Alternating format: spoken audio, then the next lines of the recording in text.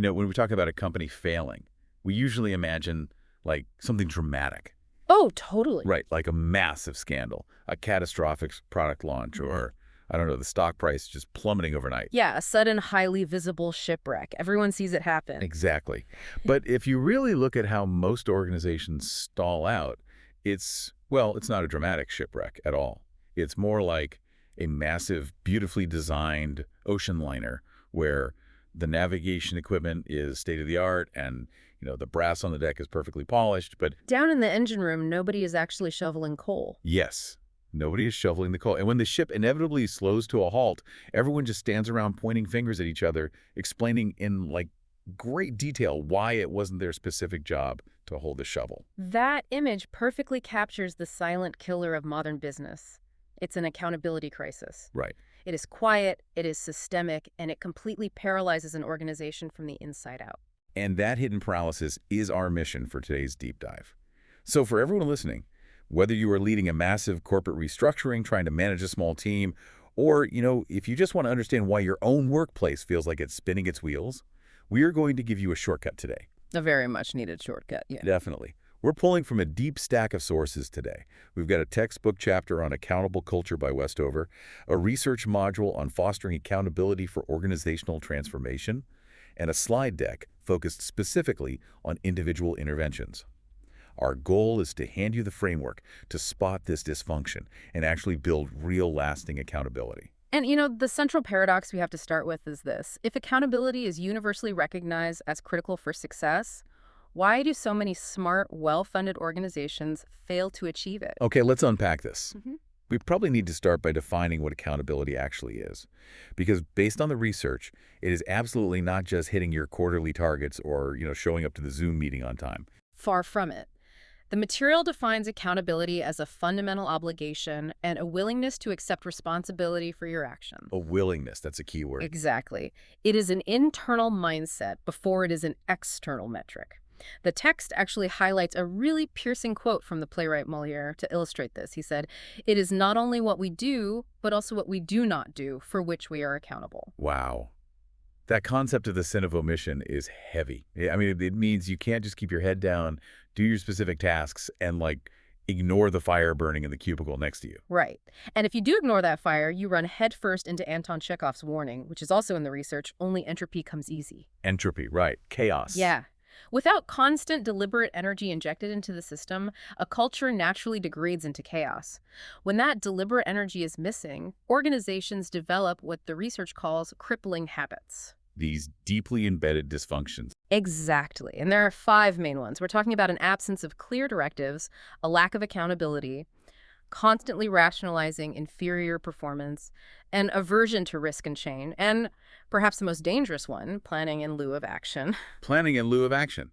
That manifests in what the sources call the smart talk trap, which might actually be my favorite concept in this entire stack. Oh, it's so common. The smart talk trap happens when an organization starts placing more value on talking about a problem than actually solving it. Right. The internal culture shifts, and it begins to reward people for sounding intelligent in meetings, for offering sharp critiques, and for endlessly debating strategy. But no one's actually executing. Right. The critique becomes a substitute for constructive action because, critiquing is safe, execution is risky. It's the corporate equivalent of that person we all know who decides they want to get in shape. Oh, yeah. You know the one. They buy the most expensive gym membership, they get all the designer workout gear, they read every single fitness blog, and they will talk endlessly to you about their protein macros and sleep optimization. But they never actually pick up a weight. Never. It's the total illusion of progress. It feels like you are doing something, but you are just preparing to do something. Think about your own workplace for a moment. How often do you sit in a meeting where everyone sounds incredibly smart, all the potential risks of a project are elegantly identified, the strategy is fiercely debated, and you leave feeling like great work was done? Only to realize 3 months later that absolutely nothing changed. Exactly. The ship is still dead in the water, and everyone is congratulating each other on how well they described the lack of momentum. So if we know this smart talk trap exists, why can't a CEO just send out a memo banning it? Why is it so incredibly hard to escape? Well, because you can't simply mandate away behaviors that are deeply embedded in the company's culture. To understand the trap, we have to look at the invisible forces holding it in place, which is where the organizational psychologist Edgar Schein comes in. Right, Edgar Schein. Yeah. Schein argues that culture isn't a mission statement on a wall. He calls it the social glue of an organization. It is a pattern of basic assumptions that a group developed as they learned to cope with problems. So because these assumptions kept the company alive in the past, they are taught to new members as the absolute correct way to perceive, think, and feel. Exactly. It's deep, almost invisible programming. And Schein breaks this programming down into 3 distinct levels, which really helps explain why it's so stubborn. Okay, let's break those down. Level 1. Level 1 is the most visible. It's observable artifacts. If you walk into a company, this is what you see and feel immediately. It's the dress code, the technology they use, the physical architecture of the office, the awards on the desks. Right. But those artifacts are just the surface. Right. Level 2 goes deeper into intermediate stated values and beliefs. Yeah. Right. Yes. This is what the organization explicitly claims gives it meaning. It's the employee handbook, the stated goals, the core values listed on the website. The stuff they put on the motivational posters. Basically, yeah. But the true engine of the company is level 3 unconscious assumptions. These are the deeply buried, unwritten rules about human nature, relationships, and even time. Okay, give me an example of that. So, for example, a stated value at level 2 might be, we value work-life balance.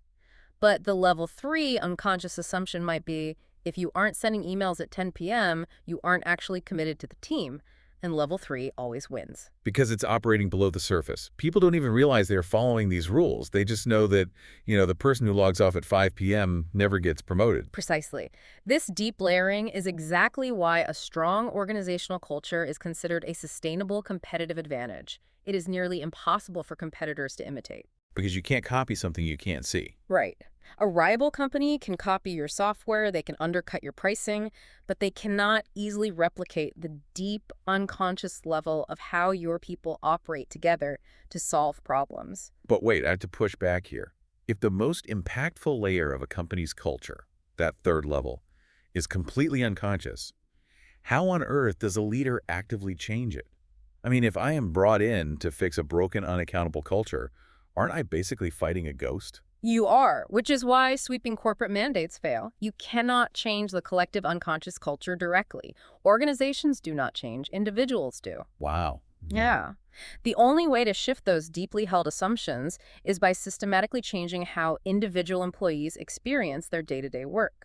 When you change the individual experience, and you do it for enough people over a sustained period, the collective unconscious assumptions slowly begin to rewrite themselves. Which means if you're going to introduce a rigorous new culture of accountability, you aren't just changing a process, you are sending every single employee on a psychological journey. That's exactly it. And to map that journey, the research relies on models of individual change. One of the most practical is Prossy's ADKAR model. ADKAR. It breaks successful change down into 5 sequential building blocks: awareness, desire, knowledge, ability, and reinforcement. So it's not enough to just, train people on a new system. No, and that's the classic mistake companies make. They jump straight to knowledge, sending out a tutorial on a new software, for example. But they completely skipped awareness and desire. Right. If an employee doesn't understand why the change is happening and they have no personal desire to engage with it, handing them a manual is useless. Exactly. Furthermore, if you build their knowledge and ability, but you lack reinforcement, meaning there are no real consequences or rewards attached to the new behavior, the employee will instantly revert to their old habits the moment a deadline looms. You have to hit all 5 blocks in order, or the entire structure collapses. And we also see this mapped out in Prochaska and De Clemente's trans-theoretical model, which outlines 6 distinct stages of change, from pre-contemplation all the way to maintenance. The point is, change is a long internal process. And as these employees are moving through these blocks and stages, they are experiencing intense emotional whiplash. Oh, absolutely.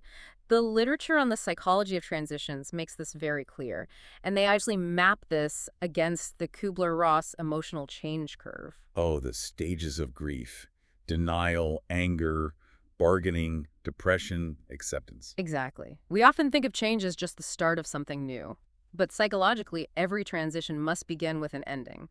The research calls it a conscious disintegration of the past.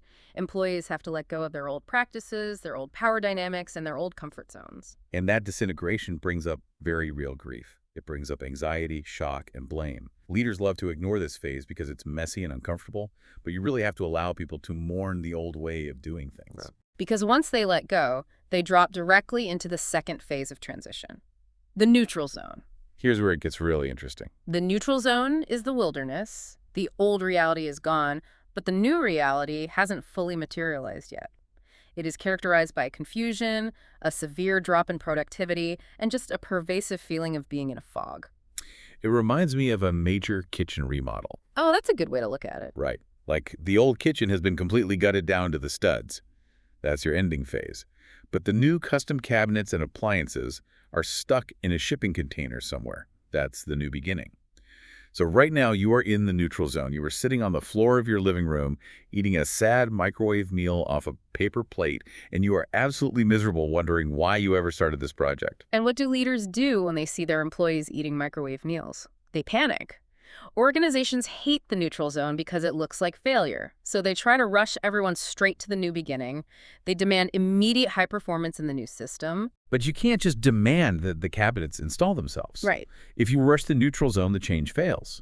The individuals haven't processed the transition, so they just build a makeshift kitchen in the living room and call it a day. You have to actively guide people through the fog until things finally click and a new sense of purpose emerges in the new beginning. So how do organizational development practitioners actually guide people through that fog? Yeah, what's the toolkit? Well, they rely on specific individual interventions to help employees understand themselves and their reactions to the change. One primary tool is individual assessments. Personality tests, work style instruments, behavioral profiles. Giving people a vocabulary for their own chaos. Exactly. The advantage is that these constructs help individuals realize, oh, I'm not broken, I just have a high aversion to ambiguity, which is why this transition is so painful for me.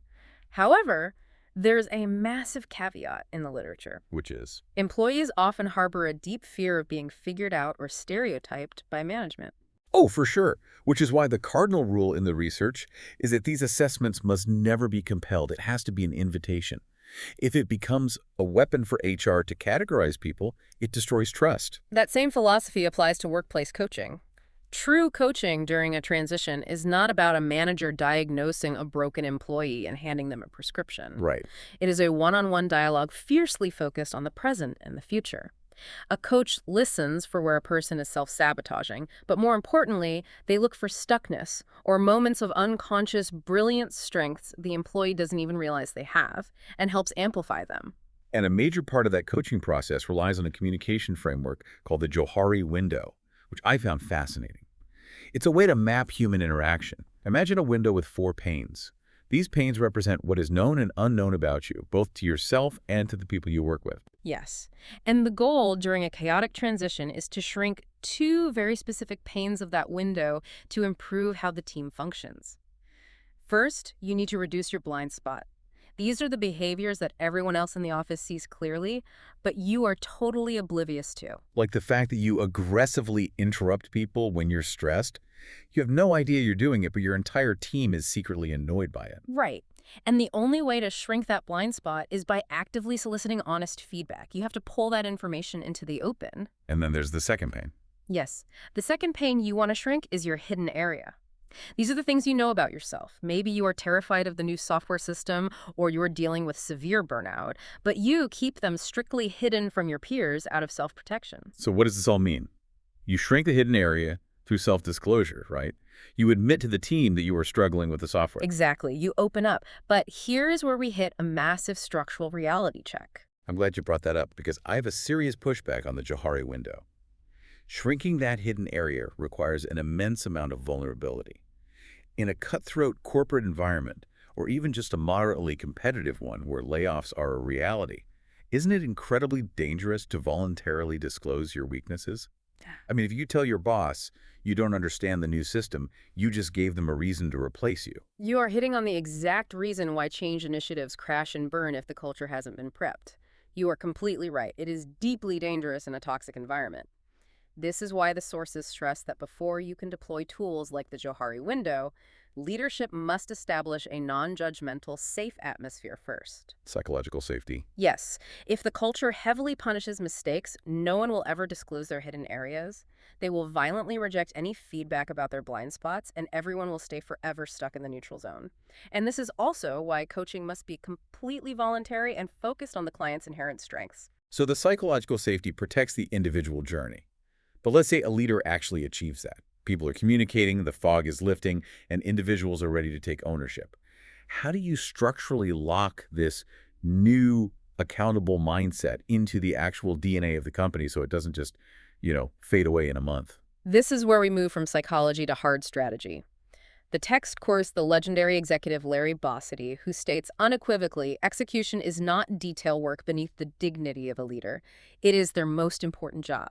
This is backed up by Ulrich, Zenger, and Smallwood, too, who emphasize that leadership is entirely about desired results. Accountability is simply the mechanism of execution. Precisely. The sources outline 7 specific practices to systemize this across an organization. Let's run through the most critical ones, starting with Practice 1, focus on the results sought. It sounds obvious, but it requires intense, ongoing dialogue. If your team is acting without total clarity on the required outcome, they are just going to work incredibly hard at accomplishing the wrong things. Right. And once the result is clear, you move to Practice 2, assign responsibility to everyone. The text recommends a tool called matrix charting. It's incredibly simple but ruthless. Oh, I love this part. It's so effective. You build a grid. The specific tasks or desired results go on one axis, and the names of the individual employees go on the other. If a critical task does not have a specific name attached to it, you have found a leak in your accountability. It entirely removes I thought Sarah was handling that excuse. Exactly. Then there's Practice 3, leaders must demonstrate the behaviors with real consequences for non-delivery, which ties right into Practice 4, measure the right performance standards rigorously. We are talking about KPIs, or key performance indicators. These are the specific, trackable numbers that tell you if you are actually winning, but you have to distinguish between the ends, the final revenue number, and the means, the daily behaviors that generate that revenue. Yes, and you cannot set those KPIs in a vacuum, which leads to Practice 5, discuss the assumptions behind the goals. Bossidy argues that leaders often hand down revenue targets based on completely flawed assumptions about the market. You have to pull those assumptions into the light and vigorously debate them in operating reviews before you lock in the goal. But the practice that actually gives this entire system teeth is Practice 6. The reward system must focus on accountability. The material is very blunt here. Organizations have to deal with non-performers. If your annual bonus and your performance evaluation aren't directly tied to hitting those matrix-charted targets, the culture will immediately revert to entropy. Right. And importantly, as we mentioned in Practice 3, leaders must practice what they preach. If a manager's subordinate continually fails to deliver and the manager does nothing, there must be demonstrable consequences for the manager. And finally, Practice 7, ensure cultural artifacts, support accountability. The sources gave some incredible real-world proof of how these practices transform a company.